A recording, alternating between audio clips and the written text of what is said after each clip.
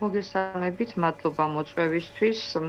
დიახ, პრაქტიკულად პროცესი, რომელიც მიმდინარეობს აქციას დაკავებულ პირთა მიმართ, ეხლა შედის აქტიურ ფაზაში, ვინაიდან აქამდე მოწმების დაკითხვა არ განხორციელებულა. დღეს ჩვენ დავკითხეთ პრაქტიკულად ორი მოწმე, თუმცა უფრო გაცილებით მეტი მოწმეები იყვნენ წარმოდგენილი, მაგრამ იმის გათვალისწინებით, რომ 11 ბრალდებულია და შესაბამისად 11-ვე ბრალდებულს ყავს ამდენივე ადვოკატი, ბუნებრივია საკმაოდ ბევრი კითხვები არსებობს ლეგიტიმური და ჩვენ ეს კითხვები უნდა დავსვათ.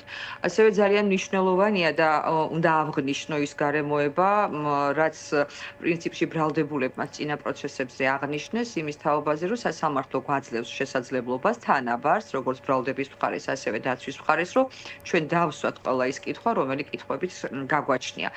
ძალიან სამწუხაროა, რომ ბრალდების მხარე გამოიყურება უსუსურად, მათ მოყავთ მოწმეები, რომლებსაც არანაირი შემხებლობა უშუალოდ ჩვენ დაცვისყოფების მიმართ არ ქონიათ. რას გულისხმობთ ამაში? მოწმეები, რომლებიც იქნენ წარმოდგენილი, იყვნენ დაზრალებულები იმ დღეს, რომელ დღესაც ჩვენ დაცვისყოფები არ გახლდნენ საპროტესტო აქციაზე. გარდა ამისა, მნიშვნელოვანი გახლავთ ის, რომ ეს მოწმე დაზარალებული პოლიციელები, რომლებიც სასამართლოში მოდიან და დარწმუნებული ვარ, ალბათ ისინი დაზარალდნენ, ვინაიდან მათ წარმოდგენილი აქვთ ასევე მათი ისტორიები, ანუ სამეცნიერო ისტორიებს გულისხმობს, სადაც მათ ნამდვილად აღენიშნება დაზიანებები. ამის თაობაზე წუხილი გამოვხატეთ როგორც დაცვის მხარემ, ასევე ბრალდებულებმაც, რომ ნამდვილად არავის არ უხარია, რომ თქვათ არსებობენ და სამართალდამცავები, რომლებიც დაზიანდნენ, ისევე როგორც ძალიან სამწუხაროა, რომ დაზიანდნენ საპროტესტო აქციის. წინა პროცესზე თორსტები ჭიჭინაძეს ჰქონდა სწორედ ეს სიტყვა.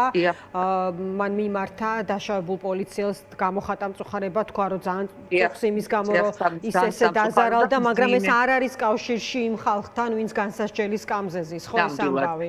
ნამდვილად გიდასტურებთ, რომ ეს ესეა, მძიმე იყო ის წინა შემთხვევა, ვინაიდან იმ ახალგაზრდა პოლიციელმა თვალი დაკარგა, მაგრამ და კიდევ ერთხელ ვამბობთ, რომ ეს ძალიან სამწუხარო ფაქტია და მსოფლიოს ნებისმიერ ქვეყანაში, სადაც თქვათ პოლიციელები ზიანდებიან, ბუნებრივია სახელმწიფოს რეაქცია არის ხოლმე საკმაოდ მკაცრი. თუმცა ჩვენ ვამბობთ იმას და ამ პროცესების განმავლობაში დავამტკიცებთ, რომ ადამიანები, რომლებიც დღეს განსასჯელის სკამზე ზიან, არც ერთი მათგანი არ გახლავთ იმ 150 პოლიციელის დამზარალებელი, ზიანის მიმყენებელი, რომელი პოლიციელებიც ამ საქმეში როგორც დაზარალებულები ყავთ წარმოდგენილი. ჩვენი ადვოკატების ამოცანა გახლავთ ის, რომ რაც შეიძლება ბევრი შეცდომა დავაშვებინოთ ბრალდების მხარეს და ჩვენთვის ძალიან კარგი იქნება, თუ კი მხოლოდ და მხოლოდ ესეთი ტიპის მოწმეებს წარმოადგენენ, რომლებსაც არანაირი შემხებლობა და პრეტენზია არ ექნებათ ჩვენი დაცვისყოფების მიმართ. დღეს ორი ბოდიშ გიხდით გაწყვეტინებთ. დღეს ორი პოლიციელი გამოიკითხა კონკრეტულ პროცესზე. აი რატომ ფიქრობ, რომ მნიშვნელოვანია აი ამ ყველა დეტალზე ყურადღების გამახვილება, იმიტომ რომ ბევრი ადამიანი უყურებს ეთერებს და შესაძლოა ზოგიერთ მათგანს ირმა ჰქონდეს კითხვა, ხო, რა აქვს ბრალდებას ამ ადამიანების წინააღმდეგ, ხო? ალბათ ზოგიერთი ნაწილი ფიქრობს, რომ აი როგორ მაინც არ ექნებათ. ამიტომ ვფიქრობ, როგორც ერთი მოქალაქე, რომ მნიშვნელოვანია გავამახვილოთ ამ საკითხებზე ყურადღება, რომ აი მაგალითად დღევანდელ პროცესზე გამოიკითხა ორი პოლიციელი და ისინი ამბობენ, რომ ვერავინ ვერ ამოიცნეს. ანუ 11 ადამიანი იყო პროცესზე და ამბობენ, რომ ვერავინ ვერ ამოიცნეს, ვინ მიაყენა მათ ზიანი. ძალიან მნიშვნელოვანია ის ფაქტი, რომ პროცესი გაიხსნა, პროცესს ესწრება მასმედია, ასევე ესწრებიან დაინტერესებული ადამიანები, მათ შორის ჟურნალისტები და თქვათ ოჯახის წევრები. და ძალიან კარგია, რომ ამის შესაძლებლობა საზოგადოებას მიეცა, რომ იყვნენ ჩართულები უშუალოდ პროცესში. რა თქმა უნდა, ასევე ძალიან მნიშვნელოვანია, რომ საზოგადოებამ დაინახოს, რომ ვთანხმდებით იმ საკითხზე, რომ რა თქმა უნდა, ამ პერიოდის განმავლობაში არსებობენ როგორც დაზარალებული პოლიციელები, ასევე დაზარალებული აქციის მონაწილეები, მაგრამ ჩვენ ხომ იმას ვარკვევთ და ის უნდა დაადგინოს სასამართლომ, ეს პოლიციელები, კონკრეტული დაზარალებულები, ჩვენი დაცვის ყოფების მხრიდან იქნენ თუ არა დაზიანებული.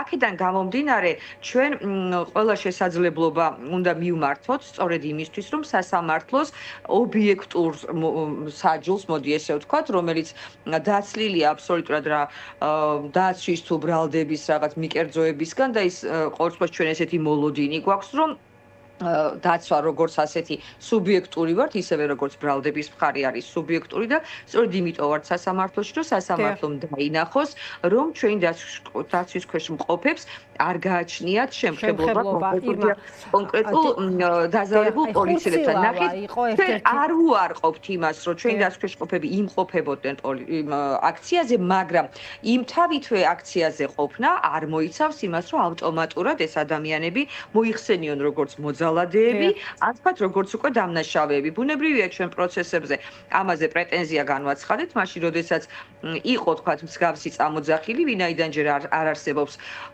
გამომწყნებელი განაჩენი და ეს ადამიანები არ გახლავენ მსჯავრდებულები, ჩვენ არ მივცემთ არავის იმის უფლებას, რომ ეს ადამიანები მოიხსენიონ როგორც უკვე მოძალადეები. ირმა, აი ხურცილავას სიტყვები რა იყო დღემოწმე ხურცილავასი პოლიციელზეა საუბარი, ერთ კონკრეტულ ეპიზოდზე მინდა გავამახვილო ყურადღება. მე დავზიანდიო 28 ნოემბერს და შესაბამისად პრეტენზია მაქვს იმ ადამიანებთან, ვიზეთ საუბარია 28-ში, 31-ში და პირველში მე სახლში ვიმყოფებოდიო და შესაბამისად მაგაზე პრეტენზია უნდა ჰქონდეთ მათ, ვინც დაზიანდა მაგ დღეებში. ანუ აი თუ შეგიძლიათ ამაზე მე გითხრათ უფრო მეტი. ანუ ეს ადამიანები იმ დღეს იყვნენ საერთოდ ადგილზე, როდესაც აი ამ კონკრეტულმა პირმა მიიღო დაზიანებები? აი მაგალითად უშუალოდ ყველა ჩემ კოლეგას პატივისცემას უდასტურებ და თითოეულ ბრალდებულს ყავს არაჩვეულებრივი დამცველები. მე არ მინდა რომ თქვათ მათი როლი შევითავსო, თუმცა როცა ვსაუბრობთ პრაქტიკულად ერთმანეთის ბრალდებულებზეც, ვინაიდან საქმე რომელიც წარმოდგენილი აქვს ბრალდების მხარეს არ დასტურდება არც ერთის მიმართ, რომ კონკრეტულად რომელიმე ბრალდებულმა, ისევე როგორც ბატონმა ვალერმა, რომელსაც მე წარმოვადგენ, ზიანი მიაყენა პოლიციელს. რა თქმა უნდა, ძალიან ცუდი მოსასმენია, როდესაც პოლიციელი, რომელსაც გააჩნია მეტი პასუხისგებლობა და ბუნებრივია პოლიციელები განსაკუთრებული ნიჭითაც არიან აღჭურვილები და მათი თვალთახედვის არეალი, როდესაც თქვა დანაშაული ხდება, გაცილებით უფრო ისეთია, ანუ ისინი ჩვეულებრივი ადამიანებისგან განსხვავებით აღიქვავენ, თქვათ, შემთხვევის ადგილზე რაიმე დანაშაულის ნიშნები არის თუ არა.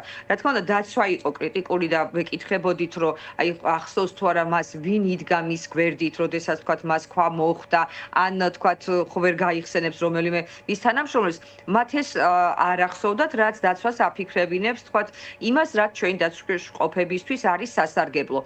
ცოტა გაუგებარია მართალი გითხრა და ძალიან გულდასაწყვეტია, როდესაც პოლიციელი მჯერა მესმის რომ დაზიანდა და მას ბუნებრივად უნდა ქონდეს პრეტენზია და ერთ-ერთმა პოლიციელმა მოწმე პოლიციელმა სხვათა შორის განაცხადა, რომ მას პრეტენზია აქვს იმ ადამიანის მიმართ, რომელმაც მას მიაყენა ზიანი, მაგრამ მეორე პოლიციელი, რომელიც ამბობდა, რომ ადამიანები, რომლებიც ახლა განსასჯელის სკამზე სხედან, მას არ ეცნობა და ძირითადად შემთხვევაში ის ამბობდა, რომ ნიღბებით იყვნენ ადამიანები და როგორც წინასწარ გამოძიებაში, ისევე მან დღესაც დარბაზში ვერც ერთი მათგანის ამოცნობა ვერ შეძლო. თუმცა ის ამბობდა დაბეჭდებით, რომ მას პრეტენზია გააჩნია. რა თქმა უნდა, შემდგომ სასამართლო ჩაერია და კითხვას უსვამდა, რომ ვინაიდან ჩვენ კონკრეტულ ბრალდებულებს კონკრეტული თარიღების გამო აქვს ბრალი წარდგენილი, ვეკითხებოდით, რომ აი ამ დღეს თუ კი თქვენ არ იმყოფებით აქციაზე, როგორ შეიძლება აქციაზე არ ყოფნის შემთხვევაში თქვენ იმ ადამიანების მიმართ გქონდეთ პრეტენზია, რომლებიც მომდევნო დღეებში იყვნენ აქციაზე. ნუ რა თქმა უნდა ის შეეცადა მისი პოზიცია დაეფიქსირებინა, თუმცა მთავარი გახლავთ დღეს ჩვენ რას ვლაპარაკობთ, ეს რა თქმა უნდა მნიშვნელოვანია საზოგადოებისთვის, მაგრამ ყველაზე მნიშვნელოვანია რომ ეს დაინახოს სასამართლომ. ჩვენ ხომ ამას მოსამართლისთვის ვსაუბრობთ და მოსამართლემ უნდა გამოიტანოს გადაწყვეტილება. და როგორც თქვენ აღნიშნეთ საზოგადოებამაც, ხო, საზოგადოებამ. ნახეთ, გადაწყვეტილება სასამართლოზეა, აქ ცალკე კითხვის ნიშნები არსებობს და ეხა ამაზე ლაპარაკით აღარ ასე ვთქვათ დროს აღარ შეიძლება აქ ძალიან მოკლედ ჩემს მოსაზრებას გეტყვით საზოგადოების ვთქვათ ის ნაწილი რომელიც დაინტერესებულია და ძირითადში რა თქმა უნდა ოჯახის წევრები ყველაზე მნიშვნელოვანი გულშემატკივრები ამ ადამიანების არიან ოჯახის წევრები რომლების გულწრფელი ემოციაც არ უნდა იქნეს გამოყენებული არც ერთი პოლიტიკური ძალის მხრიდან ვინაიდან დღეს ეს ბავშვები არიან იქ სადაც არიან საპატიმრო დაწესებულებაში და ჩვენი თვითეული ადვოკატის ამოცნობა ამოცანა არის, რომ რაც შეიძლება ჩქარა ეს ადამიანები დაუბრუნდნენ მათ საცხოვრებელ სახლებს. პარალელური მართლმსაჯულება, რა თქმა უნდა, საზოგადოების ინტერესი ძალიან მნიშვნელოვანია და რა თქმა უნდა, საზოგადოებამ უნდა იცოდეს, მაგრამ დღეს ჩემი როგორც ადვოკატის და ჩემი როგორც მაგალითად ვალერის ადვოკატის მთავარი ამოცანა გახლავთ, რომ მოსამართლემ დაინახოს რეალურად რასთან გვაქვს საქმე, რომ მოსამართლემ გამოიტანოს გადაწყვეტილება და ძალიან მნიშვნელოვანია, აუცილებლად მინდა ვთქვა, რომ მადლობა კიდევ ერთხელ ვამბობ აღნიშნეს ბრალდებულებმაც, რომ სასამართლო მეტნაკლებად უსმენს აძლევს შესაძლებლობას ბრალდებულებს, რომ მათი პოზიცია გამოხატონ. ეს ჩვენ შევინარჩუნოთ ბოლომდე.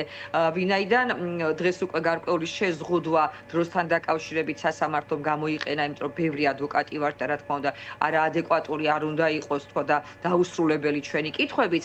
ამიტომ მე ძალიან ვფრთხილობ და ძალიან არ მინდა, რომ თქვათ სასამართლომ გამოიყენოს ისეთი შეზღუდვები, რომ ჩვენ უფრო შეგვიმციროს კითხვების დასმის დრო და ამავდროულად გარკვეული ინციდენტიც მოხდა, ერთი პიროვნება იქნა გაძევებული სხდომის დარბაზიდან და მე ძალიან მინდა, რომ ოჯახის წევრებს ჰქონდეთ შესაძლებლობა, რომ ესწრებოდნენ მათი ოჯახის წევრების პროცესებს. კი, ირმა, თქვენ ახსენეთ პოლიტიკური ძალის მიერ შესაძლო გამოყენება საკითხის, თუმცა ეს ვერ დააზიანებს ხო პროცესს. მთავარი არის სასამართლომ დაინახოს სიმართლე. კი, მესმის თქვენი ეს არის მთავარი, რომ საქმე იყოს დაცლილი პოლიტიკური ნიშნისგან. ეს ორ ხმაში რო არ ვისაუბროთ, რა თქმა უნდა, პოლიტიკური კონტექსტი საკმაოდ ჭარბობს, ხო? ჩვენ ვიცით. მეტი დრამატიზირება ბუნებრივია ამ ყველაფერს არ ჭირდება, მაგრამ ჩვენ ხედავთ, რომ პოლიტიკოსები არსად არ ჩანან დღეს რეალურად და ეს ბავშვები არიან საპატიმრო დაწესებულებაში და მე ჩემი ერთი ადამიანის, არა როგორც ადვოკატის, თუმცა შემიძლია ვთქვა, რომ ადვოკატისაც მეჩვენება, რომ ყველაზე მეტად დღეს არსებობენ გარკვეული ჯგუფები, რომლებსაც ამ ადამიანების გამოსვლა ციხიდან არ უნდათ. მე მრჩება შთაბეჭდება, რომ არსებობენ ესეთი ჯგუფები. თუმცა იმედს ვიტოვებ, რომ ყველა საკუთარი პოლიტიკური შეხედულების და ასე შემდგომ მაღლა დააყენებს ყველაზე ღირებულს ამ ადამიანების თავისუფლებას და ჩვენ ყველამ ერთად ყველაფერი უნდა გავაკეთოთ, რომ ადამიანებს, რომლებსაც ბრალად შერაცხული დანაშაული არ ჩაუდენიათ, რაც შეიძლება სწრაფად და უმტკივნეულოდ დაუბრუნდნენ საკუთარ ოჯახებს.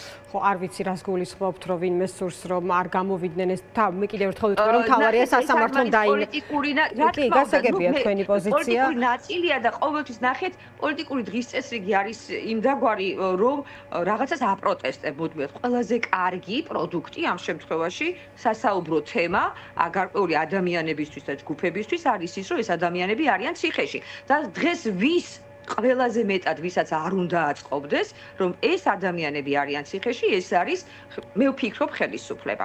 აქედან გამომდინარე, სასამართლო არის დღეს ყველაზე ნეიტრალური, მოდი ესე ვთქვათ, რომელიც არც დაცვას წარმოადგენს და არც ბრალდების მხარეს და იმედს ვიტოვებ, რომ სასამართლო იქნება ობიექტური და მე ამ წუთის მონაცემებით არ შემიძლია აუგი ვთქვა და მოდი სასამართლოს ობიექტურობაში ეჭვი შევიტანო დღევანდელი მონაცემებით.